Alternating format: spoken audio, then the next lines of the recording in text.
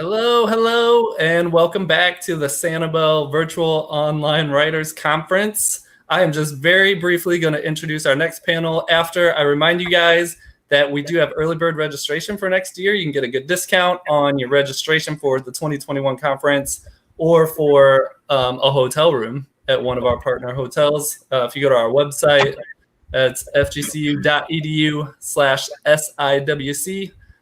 You can find that all roads will point you to those discounts right now. Super excited to introduce this next panel with two really phenomenal poets. And then Stephen Kiernan as our moderator, also an accomplished author and a fellow former journalist. So without any further ado, I'm going to thank everybody for coming. I'm going to introduce you to Brian Turner and Mahogany L. Browne, and I'm going to pass over the microphone here to our moderator for this session, Stephen. Thank you so much, Jason, and thank you, Brian and Mahogany, for being here, and thank you, everyone who's joining us today.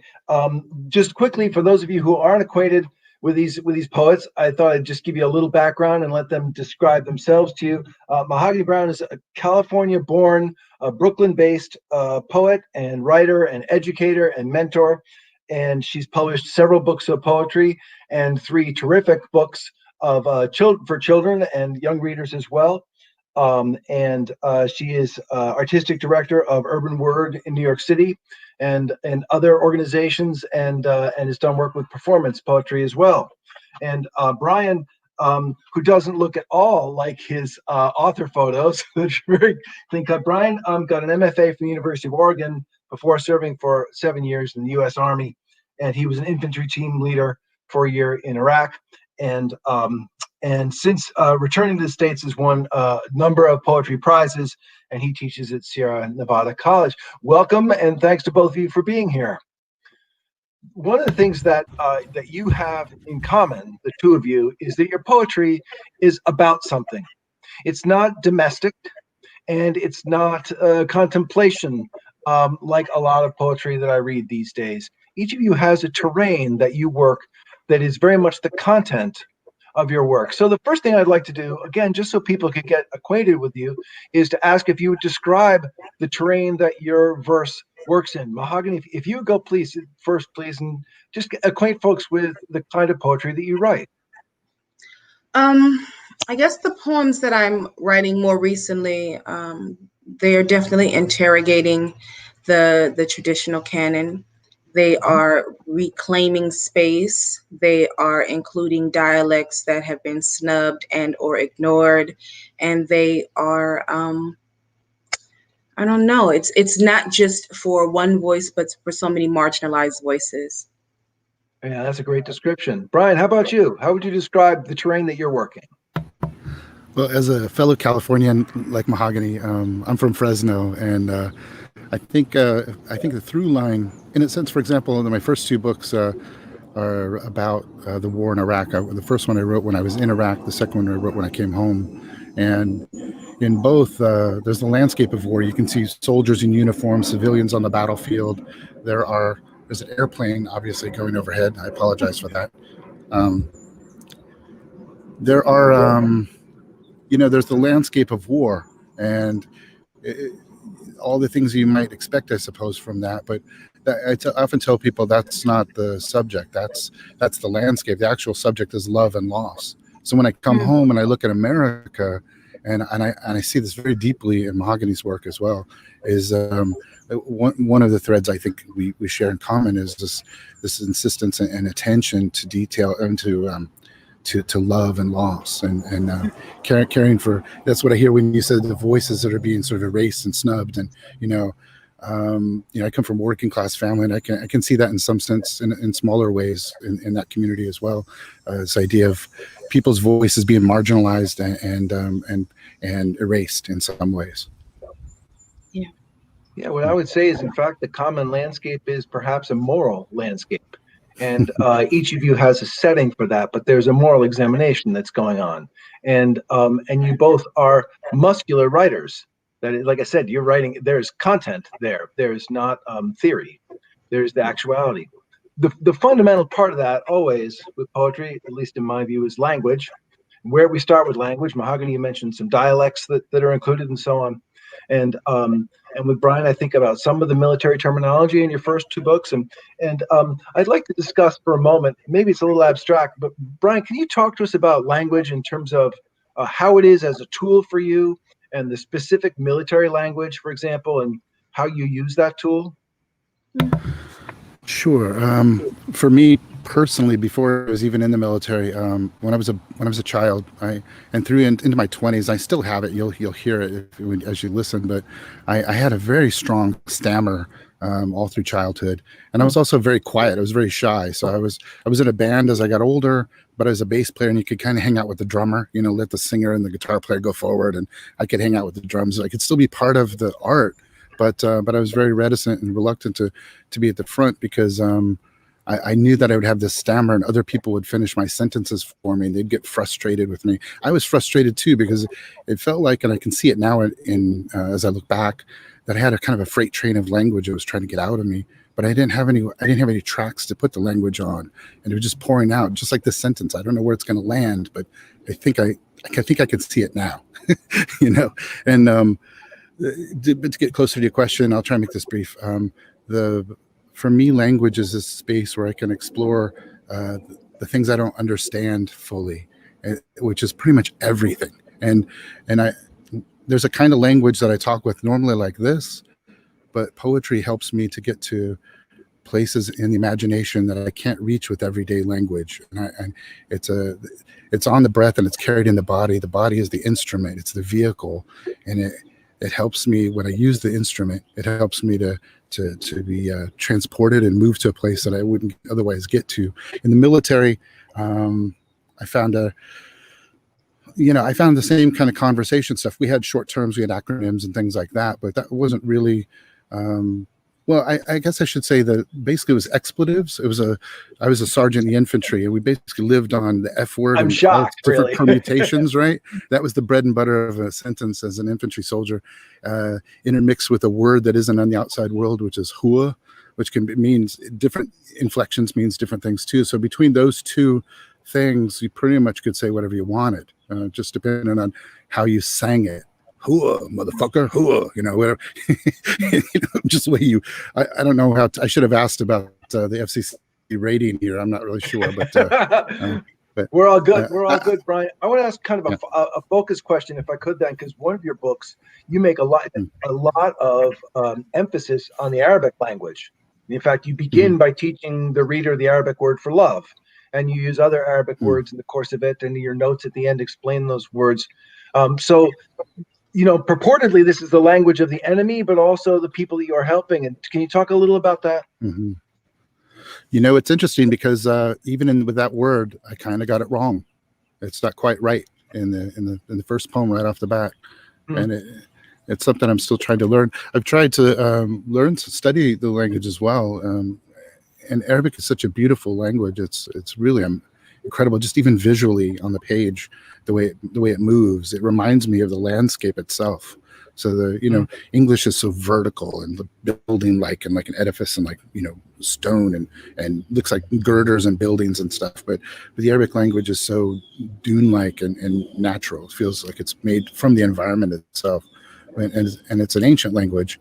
But I think the main point I would say is I've tried. But even when I try, I often still make mistakes, and it's a mistake that's connected to being an occupier. So, maybe I'd really love to hear Mahogany's thoughts on these things too. It's just as a person who is in uniform, who is exerting part of the machine, exerting control on a people.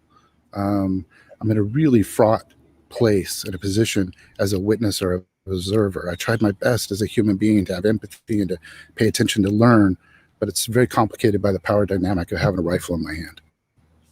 Thank you for that answer. Mahogany, I do want to ask about language with you, but I want to first bring up a line of Galway Canal. He said that half of the book is the actual book, and the other half is what occurs in the reader's imagination. And when I read your poems, the voice is so strong, the language is so strong that I hear a human being in my ear. Can you talk about that person, that human being that you're creating, and what specificity you're seeking with your language? I think it depends on which collection or project I'm writing towards. If we're thinking of Kissing Caskets, that was definitely a time when I was just finished writing through the memory rubble of middle school, trying to figure out when did I learn to unlove myself. What was that moment? And it was I remember the moment in middle school where everything everyone else did or thought about me mattered more than what I thought about myself. And whereas Kissing Caskets, so that was a very juvenile, younger, more immature 13, 14-year-old selves. And Kissing Caskets was high school and after, looking back at those memories. And it was a more reflective space, more evolved, just in a sense that I now had some articulation for not how the damage occurred, but why it occurred, right? So watching young people be mean to each other when you're a young person and in the midst of it, it doesn't sit the same once you're older and you're able to say, oh, I see that you were hurting and therefore you hurt people hurt. And I then started having, more of an understanding of lateral violence. I had more of an understanding of systematic oppression. And Kissing Caskets is about counting the dead, counting the fallen. All of the young people that I grew up with that I thought meant so much harm to me were really, they were victims of this system. And all of those attempts, whether positive, negative, or indifferent, were just these moments, this muscle kick to be remembered. So I want to bring it back to language for a minute, if I could. It's very powerful what you just said, because it means that you were all in the same system, and some were more fortunate than others in how it worked out. There's a way that you give voice to those characters and maybe to your younger self, and some of it is about diction, and some of it, I mean, it's very musical, I think, to read it, and it's quite vivid. And I'm wondering about like your writing and revision, for example, and how you hone it down, because sometimes it's also really spare, and how you create that voice. I do a lot of research. I do a lot of archive work. My pillars that I return to are Audre Lorde and June Jordan and Sonia Sanchez. And if there's something I'm really obviously workshops are like the lifeblood, and I did not realize that how lucky I was to work with Kaveh Khanum for my first 3 books until the last 2. I had that moment where I was like, where's my workshop group? I need someone, just to bounce this idea off of.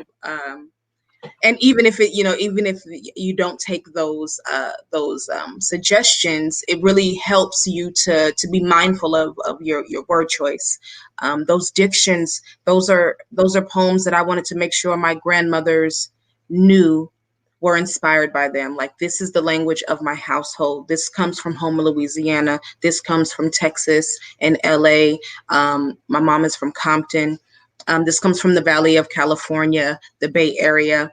And I wanted those things, even though I had since, traveled and I live in Brooklyn now, they're very much a part of my entire being. So that diction is constantly going to come through there, because that keeps me on path. And also when I think of the sonic, when I'm reading poems out loud, because that's very much a part of how the poem will stay on the page. Not only do I edit for the page, but I edit for the audience. And I need to make sure sonically it feels like something that can hold me.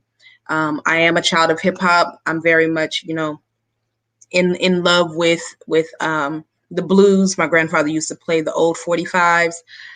Those things matter.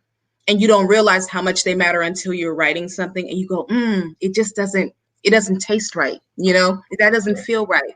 And if I catch myself reading a poem and I skip a word while I'm reading it out loud, I omit that word. So it ends up becoming an editing tool as well.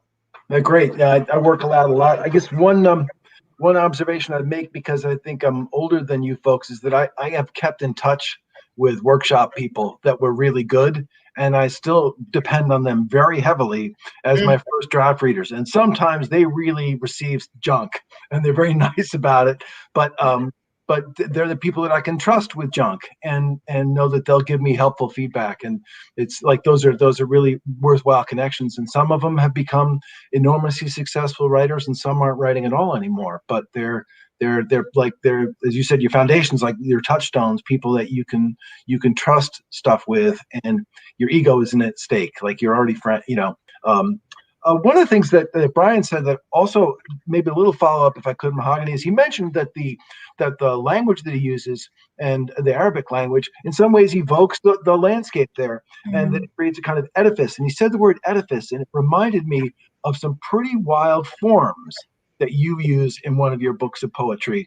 And I can't remember the name for it. You had a name for it, for the structure of it. Not to get into the weeds of this a little bit, but it's very cool to read the poems in different ways by the edifice you build. Can you describe that, please? Do you know which poem it is? Because I play with all of them if I can. I've written a poem that exists in the footnote. I learned that from C.M. Burroughs doing a Cave Canem workshop. I've created a contrapuntal. I've created a Genesis, that's the Genesis. Okay. That was created. Shotgun Street also, same idea, right? Like, how do you know? How do I read this poem? The answer is every way. All directions work, right? Exactly. That's the point. The point is you will find the poem happening every direction you look. And that very much is a part of our world, right? As writers, we walk through the world and the poem happens sideways, upside down. It's happening vertically, horizontally. Sometimes it scats. Sometimes it smells and sounds. You never know. And I wanted the poem, specifically the Shotgun Suite, to do something like that. So that's a mix of the contrapuntal. That's a nod to the Genesis. It's 3 columns, and then it happens, left to right, which makes it a 4th. But then there's this dangling line at the bottom, and you have to figure out where does it go, and you figure out maybe it goes everywhere. And I just was excited about that specific voice existing everywhere in all of the poems. The Genesis was created by another Cave Canem fellow, Amanda Johnston, and that was her take on the contrapunto. It's far more harder for me. It's 5 columns, straight up and down. That's 1 poem. Each column is its poem, and that's 5. And then from left to right is a 6th poem. And then the erasure, or the bolded letters, the bolded words, is the 7th poem. So you have a lot of time to not only build a world, but then unpack what makes the world. One of the things that I love about the art form that the two of you are practitioners of is that when a certain level of craft is achieved, you can take a background that is a stutter informed by warfare, or you can take a culture and it's informed by the roots that you talked about, and hip hop and all those things, and so many different kinds of expression are possible. One of the things that occurred to me just as you were both speaking, Mahogany, you have a book called Kissing Caskets, and Brian, you have a book called Here Bullet, as if like a soldier is calling the bullet toward him. And I have to ask you both about your relationship with mortality, and what it is to write about death and to be in the presence of death, and what death has taught you. Brian, can you answer that first, please? Sure. I think,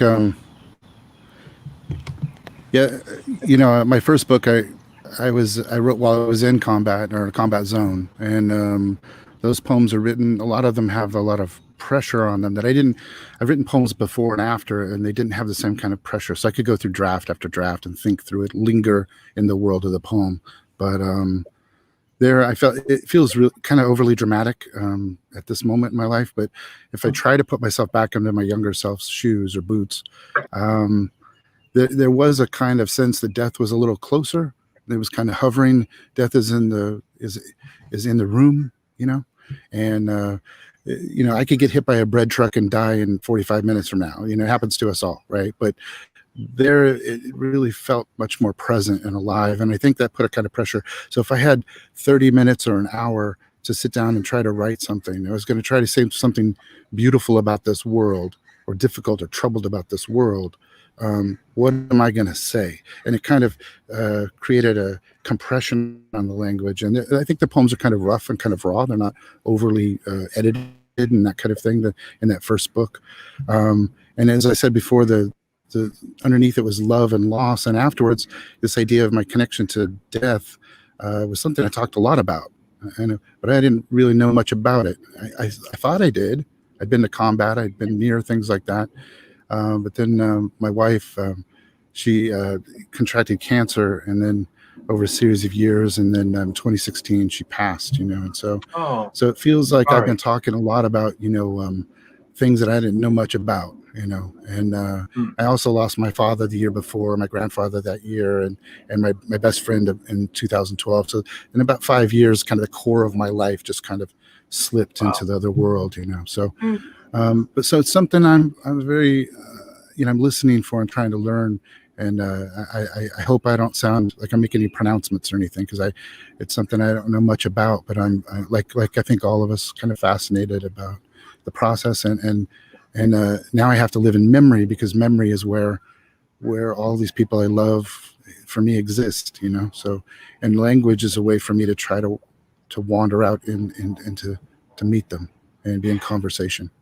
If I may, I guess, first of all, Brian, that's a lot of heartache, and I'm really sorry that you've been through that. It's a lot of hard road. And the second thing is, I would not at all dismiss that first book of yours, because as somebody who hasn't seen combat, is very, very powerful stuff. It's very elemental. It's very much, Tim O'Brien, what they carried, sort of stuff, things they carried, that it's that kind of instruction and that we need to see, and that we have not seen enough of. There's a way it's kind of sanitized. I appreciate it, Stephen. Yeah, thank you. A lot of those poems they're not about me so much in that first book. It's me looking at the world, because it felt like, to be honest, I wasn't very interesting, but there were some amazing people around me. And in Iraq, there's just this entire country of beautiful, amazing people, just in an impossible situation. And there's too much to learn. That book is just a small gesture to a lifetime of things that I need to learn, and I think this country needs to learn. Although we don't listen, we don't pay attention, it's turned off. We've brought the war home, and we can wage war on ourselves. And we've learned overseas how to do it here. Mm-hmm. True enough. Mahogany, you have Kissing Caskets, and there is the thread of mortality running through your work. Can you talk about that, please? Yeah, that was so beautifully said, Brian. Thank you. And I love what you said, where I return to memory, because that's where most of the people I love exist. Yeah. And I think Kissing Caskets definitely is, it leans in that direction. Being that young and becoming okay with death, like not necessarily fearless, but it becomes a natural thing. It's like death or jail are the only, options that I thought we had as young people. I think that is why it's so present in the collection, because I wanted to really showcase and highlight how dismal it felt growing up. It was just like, you can, get hit by a car or go to homecoming, or get stuck up at the gas station or have to turn in your homework. It would, and those are just so vastly different when I read, like, my Babysitter's Club and my Judy Blume and my Beverly Cleary. Like, that's the world that I always followed when I was a young person. I was looking for these, YA novel lifestyles, and I didn't have access to it in real time. So the books became the only place for me to find it. And when it was my turn to write, I wrote what I knew, right? I write what I'm seeing. And because the memory is what I was working from then, trying to really not necessarily make it therapy, but really come to the source of where that fracture happened in my body, in myself, in my person, and how it was informing me to respond as a young adult, and then a young parent, a young writer, and then, you know, a global citizen. All of those things are just trimmers from what happened in grade school. I make jokes all the time that middle school, I hated it so much. I think we should just have vocational college in that time instead of middle school, because I feel like we're just practicing sociopathic ways. Like, we are so cruel to each other. And it was like a throwaway. Oh, you know, it's middle school. And I thought, this is horrible. Just teach me how to fix a carburetor. Give me something, a tool that I can walk away with and do later and be of service, because right now it's like we are traumatizing and re-traumatizing and only trying to figure out how we hurt the other the most. So Kissing Caskets was the aftermath of that understanding, that learning. And that's when I realized, oh, there's so much that I just took for granted. So I can't be afraid of death. If I wasn't afraid then, I definitely can't be afraid now. I have to look at it. I have to process it. And if writing is a space where I get to celebrate what little life I got to witness of these young people, then let me be the one to do so. You know that you are both speaking so powerfully right now. I mean, I hope the people who are part of this conversation are I'm as moved as I'm feeling just hearing you both describe what's going on. You know, one of the other ingredients here to be a little more now that we've talked about death and loss, you know, something that's a little bit maybe part of the path forward is that courage is also very much a theme in a lot of your work, both of you. And sometimes lack of courage. Sometimes there's courage in the poet to say certain things. Sometimes there's courage in the character of the poem to do certain things, or a way that someone is trying to find courage. Mahogany, can you talk about courage, please? I love that question, especially because I thought I was the least courageous person I knew growing up. And then when I'm reading the poems or remembering the moments, like I remember diving, or I remember like, you know, not wanting to fight or be adversarial. And to write it down, it made me have to come to terms with a vulnerability that I thought was weakness. You know, so the courage of the writer is to be honest, even if you are not the hero. And what kind of world would we really have if we were honest enough to say, I made a mistake, I did it wrong, or I wish I could do it better, or I did this thing and I can, you know, reason with it now. But in that moment, I really reveled over that person who stood up for themselves. And I wish I learned how to be that kind of courageous in the moment. There's a courage now to being honest and trying to learn from your mistakes. But I don't think I was very courageous in those moments. I'm more courageous now, you know, being honest about not getting it right, and leaving space for the flaws and the vulnerability to be beautiful too. Worth reading, worth remembering. You know, as you're saying it, what's coming across is the strength that you have found. You know, and right, and that is not a thing that happens automatically. That is earned, right? That's an effort that it takes. So, Brian, you start with the courage of a warrior. But there are many other kinds of courage as well. Can you talk about the place that courage has in your poetry? You know, I love the question as well, but I'm reticent to answer it, in part because as I was listening to Mahogany, I was thinking about how I mean, let's just be honest, like for hundreds of years, guys that look like me get to articulate what a word like hero means. And so I kind of rather like Mahogany take the stage and have the mic and tell us what a hero is, you know, and especially I say this in part because oftentimes war writers, especially, there's a much longer conversation. I think I don't want to derail it or anything, but there's a kind of romance of the hero, what a hero might be, and literature, the canon up to this point has created a certain vision that I think can be, there's a kind of it feeds to a kind of voyeurism that I don't think is healthy. I think it's there's the pathology to it that our culture is kind of addicted to. This is a culture of death, and an interest and fascination with pain, rather than maybe recognizing. It was so beautiful what Mahogany said about, you know, well, all that what you just said. I don't want to try to rephrase it. I think the one part that I could maybe add to or be a part of is saying that one of my touchstones is complicity.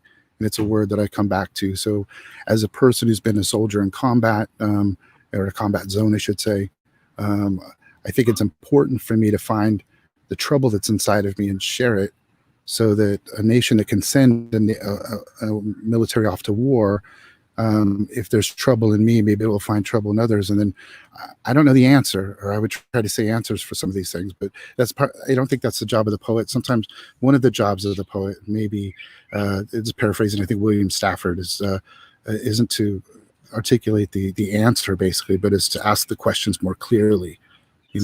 So I try to find the questions that trouble me inside and teach me something, and I try and share them with others. And that's, if that's a kind of courage, then that would be my addition to what Mahogany said.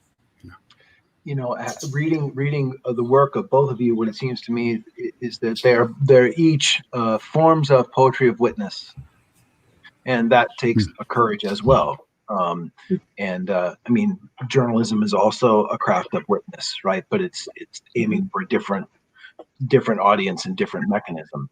And there is an allure in poetry and the potential of metaphor and imagination to make that poetry of witness all the more powerful, as opposed to a headline, right? It stays news. Do you mind, Stephen, if I could say one thing on that? Please. I think it's fascinating, because in a combat zone I could find, and I think we could find the same parallels here, but we kind of need, I think we need both very much so. We need the work of the journalist that says, hey, these people were killed, these people were injured, it happened here, this thing happened, and I recognize that trying to say 5 people are killed, right? Well, there's 3 of us and 2 other people, but each of us, if we are part of that 5, we're all subsumed into this one number put on a page. Maybe it's FIVE, or they just do the number 5, and the entire worlds are just encapsulated, and the humanity is lost in it. So I think the two hand in hand, knowing what's happened, and then being able to find ways to bring empathy into the news or into history is and part of the poet's work, and the poetry of witness might be something like that. I'm sorry I hope I didn't derail where you're going. No, you just described my career. I mean, I spent 20 years in newspapers before I'd moved to fiction, and the FIVE just didn't do it for me anymore. And likewise, I feel like we've had Western literature has given us 5,000 years of male heroic models. So all of my novels are either narrated by, or the main character is a woman, because I feel like there's such a rich kind of range of female heroism that has not been explored nearly as much as the heroism of men. There have been war poems before, and I think some of the world that Mahogany's taking us into is new to be seen in poetry, and that really has a value. I want to ask one other kind of large question, then a small one. The large question is this: each of you, I think my favorite poem of yours is a long one, and I'm not sure why, and I'm hoping you can tell me. And I think it's the 2 that I have in mind are "Blurred Vision" by Mahogany. It's a fantastic poem, and Brian, 2,000 Pounds. These are magnificent long poems, and most of your poems are a fraction of a page. And so I want to ask, if I could, Mahogany, you going first, please, about the long poem, and why do I love it so much? Why is it so great? I think the long poem, not only does it set the scene, but it shows you every inch of the room, the moment. You feel as you get to live in the poem in a way that sometimes short poems, they take your breath away, whereas a long poem, it can give you breath. It can expand the chest. It can expand your I don't want to talk about chakras and get into the meditative space, but if you know about those things, like even your sense of smell deepens, right? And the long poem has the capacity to require all those many parts of your body to be present. And what's funny is that you picked the one poem that ended up becoming a novel in verse. So I think your heart knew that it was a novel waiting to happen. How about that? Did you intend when you started out to have a long poem? Did you say, like, this one, I got a lot I'm after here, or did you just commence and it turned out that way? I mean, how? I just wanted to talk about the moment where when I was explaining earlier, the moment I realized I didn't like myself very much, I was like, what moment was it? Because I remember thinking I was great. I could climb trees. I could play basketball. I could catch. I played also softball. So like Jose Canseco was the jam, and I was in it. And then the next day I didn't like myself. I didn't like my face. I didn't like my skin tone. And I was like, what was the moment that happened? And that Blurred Vision poem was the moment I remembered distinctly, being made fun of, being different, and how I tried to shrink myself thereafter, and mimic myself after what others deemed as better. Well, it's interesting because earlier you used the distinction between a vulnerability and a weakness. And the vulnerability, as opposed to weakness, the vulnerability of the character in that poem makes her very lovable. I'm really on her side, you know. Brian, your long poem is kind of the antithesis of that, right? It's 2,000 pounds. Can you tell me about that long poem, please? Oh, well, they found out afterwards it was 800 pounds of ammonium nitrate, so I got the title wrong right from the start, you know. but you know, that poem started when I was there. The war in Iraq, sometimes listed as the second Gulf War. There's like the first Gulf War and the second Gulf War. But I think it's just because of who's writing history. I think there's just one Gulf War, and it started, sort of ways back, and it's continuing on. It's been going on as long as many people have been breathing. And it's when I was there, and like kind of like a long book. There are different chapters and there are signatures to each point in history. And the signature sort of part of warfare when I was there was the suicide bomber and the roadside bomb. Yeah. And bombs. If any of you have a chance to check out a poem called by Yehuda Amichai called "The Diameter of the Bomb," it's a very short poem, which I didn't know at the time when I was there when I wrote my poem. But it's a very short, beautiful poem. But it talks about how the diameter of the bomb is a very inclusive space, and it goes outward and outward from it in this beautiful poem by Amichai. I didn't know that poem, but I was thinking about the inclusivity, the sort of terrible inclusivity of a bomb. And I was thinking a traffic circle, because there are many of those features in Iraq, seemed like the space to think about this signature warfare that I was involved in. And where does trauma land? Who absorbs trauma?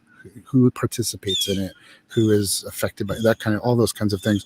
So, stanza by stanza, it sort of tries a little bit like a cheesy Hollywood movie, kind of slows things down and kind of pans around that traffic circle to see what's happening to all these different people that happen to be there when this bomb goes off. And I think to get back to where both of you were, a more important question is like what it is about long poems and what are they doing in some of the world and how we breathe them in. And I think for me in part, one of the things I love about poetry itself is just its propensity or its sort of desire to have lyric suspension, to suspend time, and to create a timeless moment or space, and then the joy of that for me, I'd love to hear Mahogany on this too, is I love sometimes to try to linger in that and stretch it as long as I can and see what's happening in that space of time, and to stave off the pull of memory back into the past and the thought of what we don't know yet, and just to be alive in a moment, Interestingly, so you have to slow down time for that. Both of you wrote long poems about very, very small moments. You really explored it in deep ways. If I could, I want to change gears now, just with the time that we have left. I would love to, because we've been talking about language and voice, I would love to hear each of you read a poem. And I'd have to ask that we can't do too long a one just because of the time that we have. But if you have one that has some brevity, that's handy, Brian, I'd love it if you'd go first and give us a reading, please. Okay, it's called Last Night's Dream. In the dream, her breasts become confused at my lips. I shoot an azimuth to her navel while her fingertips touch me with concussions, as if explosives rang through the nerves of my body, as if I'm strung with wire, a huge receiver of UHF radio transmissions, frequency hopping with our tongues as we kiss, and I slide into her with the sound of flashbang grenades that make her eyes cloud over in smoke from the heat of it. In the dream, she kisses Arabic into my skin, and I understand every word of it. I transcribe it backwards into cuneiform and stone. I rename the arteries and veins for every river and wadi from Dohuk north to Basra south. I feel for this geography of pleasure. My tongue is a marker that writes even in the rain, even in salt and sweat, and I write with it now over every curve and turn of her body. In the dream, our orgasm destroys a nation. It leaves thermite and gunpowder in the air above us, a crackling of radio static as we kiss on long into the denouement of skin and fire, where medevac helicopters fly in the dark caverns of our lungs in search of the wounded, and we breathe them one to another, a deep rotor wash of pain and bandages. That's right. Yeah, that's right. Okay, can we take a deep breath? That's a fantastic poem and well read. Thank you, Brian. And definitely brought alive from the page. Mahogany, take us home, please. Okay. I wrote this as a commission piece for the New York Philanthropic Opera and the Academy of American Poets. It is also pre-voting. Today is our early voting day here in New York, so I am going to read the 19th Amendment and my mama. I always took it for granted, the right to vote, she said. And I knew what my mother meant. Her voice constricted tightly by the flu A virus and a 30-year relationship with Newport 100s. I ain't no chain smoker. She attempts to silence my concern. Only a pack a week, that's good, you know? My mother survived a husband she didn't want and an addiction that loved her more than any human needs. I sit to write a poem about the 19th Amendment's 100 years anniversary, and my first thought returns to the womb and those abortions I did not want at first, but at last. The thirst of an almost anything is a gorge always looking to be, until the body is filled with more fibroids than possibilities. On the 19th hour of the fourth day in a new decade, I will wake restless from some nightmare about a bomb and a man with no backbone on a golf course who clicks closed his Motorola phone like an exclamation point against his misogynistic stance. He swings the golf club with each chant. Women let me grab. Women like me. Women vote until I say they don't. In my nightmare, he is an infective agent. In the clear of day, he is just the same. Every day he breathes is a threat to this country's marrow for Ida and Susan and Lucretia and Elizabeth. And every day he tweets grief like a cynical cornball comics receipts, like a red light signaling the end of times. The final night of 2019 and my New Year's Eve's plans include anything that will numb the pain of a world breaking its own heart. My mother and I have already spoken and her lungs are croaking wet. I just want you to know I don't feel well. And I pause to pull up my stockings beneath my crumpled smile. On this night, I wonder. On this day, I sigh. I just wanted to dance and drink and forget about the 61.7% votes. My silk dress falls to my knees with the same swiftness, defiant as a white feminist who stood by me, then voted for the demise of our nation's most ignored, underpaid, imprisoned, and impoverished citizens. Every day, there is a phone near. I miss my mother. In the waiting room of the OBGYN, uptown bound on the dirt orange train seat of the subway. Oh, how my mother loves the places she can never go. Her bones swaddled with arthritis and smoke, so she relies on my bemoans. The train smells like yesterday, ma. They raise the tolls and fix nothing for the people. My landlord refuses to fix my toilet, sink, refrigerator. The city is annoying like an old boyfriend. This woman didn't say thank you when I held open the door, and who does she think she is? Each time I crack and cap on the everydayness of my day, my mother laughs, as if she can see the flimsy empty A card, the yellow cabs that refuse to stop for her youngest daughter. In these moments, she can live again. A whole-bodied woman with a full mouth to speak it plain. I ask my mother, what hurts? What hurts? How can I help from here? 3,000 miles away, alone in a tower between the sea and the Mexico border, my mother sighs, a little sigh, and says, nothing. I just wanted to hear your voice. Thank you. There it is, friends. It is love and loss and world and nation with a lot of healing to do. Thank you both for the richness of your poetry and your comments today and your frank courage and all the love. And it's an honor to have been with you for this time. Thanks so much and have yourselves a terrific day, okay? Write more great poems. Peace.